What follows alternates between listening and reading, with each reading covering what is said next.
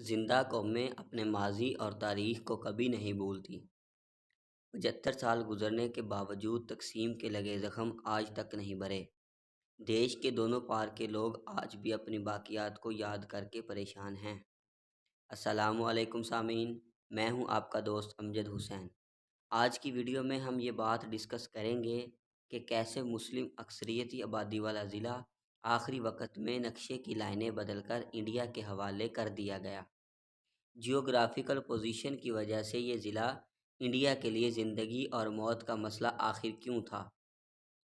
دوستو، گرداسپور کی بنیاد 17ویں صدی کے شروع میں گریا جی نے رکھی۔ پاکستان کا یہ گمشدہ ضلع یعنی گرداسپور پنجاب کے انتہائی شمال اور انڈیا کے شمال مغرب میں واقع ہے۔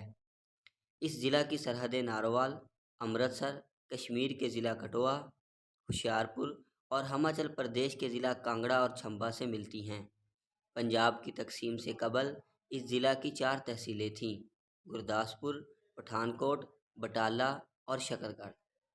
تقسیم پنجاب سے پہلے ماجھا دواب کے اس اہم شہر کا کل رقبہ 4792 مربع کلومیٹر تھا اور یہاں پنجابی کا ماجھی لہجہ بولا جاتا تھا۔ 1941 کی مردم شماری کے مطابق بٹالہ میں 55% مسلم، گرداسپور میں 52% مسلم، شکر گڑھ میں 51% مسلم آباد تھے، جبکہ پٹھان کوٹ تحصیل میں 38% مسلم آباد تھے، جبکہ مجموعی طور پر اس ضلع میں تقریباً 51% مسلم آباد تھے۔ راوی اور بیاس کے درمیان میں واقع اس ضلع کی اہم پیداوار گندم، چاول اور آم ہیں۔ پٹھان کوٹ کے اندر ایشیا کا سب سے بڑا فضائیہ کا ایئر بیس ہے۔ ہماچل پردیش کے ضلع کانگڑا سے نکلنے والا راوی اسی ضلع سے پنجاب میں داخل ہوتا ہے۔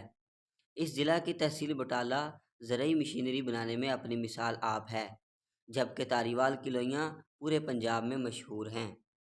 دوستو، جب 14 اگست 1947 کو پاکستان آزاد ہوا تو گرداسپور کی عوام اور پاکستانی یہ سمجھ رہے تھے کہ گرداسپور کا ضلع پاکستان کے حصے میں آیا ہے، حتیٰ کہ 14 اگست کو گرداسپور میں پاکستانی پرچم بھی لہرا دیا گیا اور پاکستان نے 14 اگست کو مشتاق احمد چیمہ کو ضلع گرداسپور کا ڈپٹی کمشنر بھی مقرر کر دیا تھا۔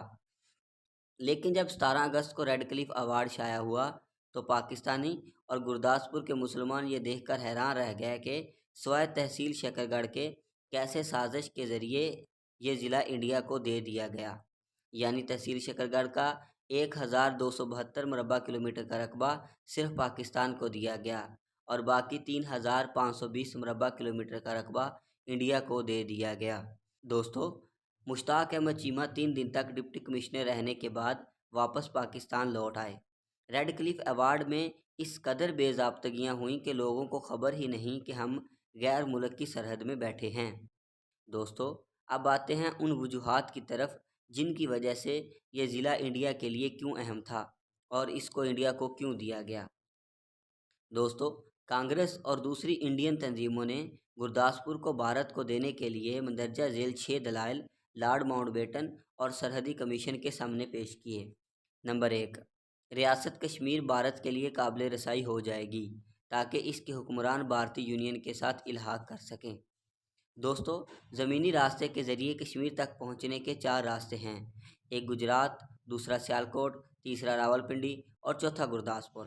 چونکہ سیالکوٹ، پنڈی اور گجرات مسلم اکثریتی اضلاع ہونے کی وجہ سے پاکستان کے حصے میں آ چکے تھے، لہٰذا انڈیا نے سوچا کہ ضلع گرداسپور پر قبضہ کر کے کشمیر تک جانے کا رستہ حاصل کیا جائے۔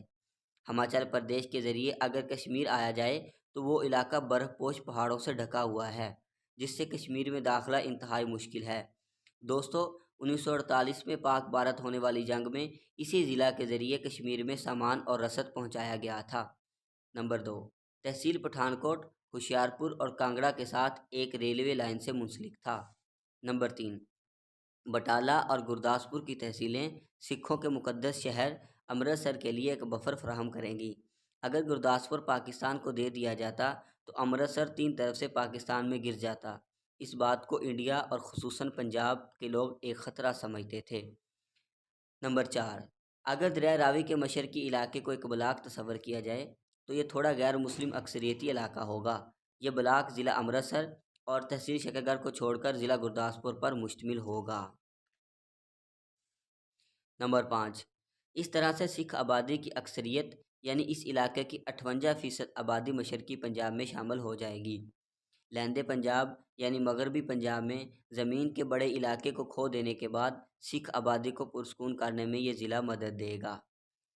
دوستو، اس کے علاوہ دریائے راوی کانگڑا سے نکلنے کے بعد اسی ضلع سے پنجاب میں داخل ہوتا ہے اور اسی ضلع میں مادھوپور ہیڈ ورکس واقع ہے، جس سے امرتسر سمیت بہت سے علاقے کو سیراب کیا جاتا ہے۔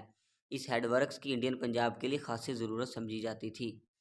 دوستو، پنجاب اور بنگال کی تقسیم کا ایوارڈ 12 اگست 1947 کو تیار ہو گیا تھا۔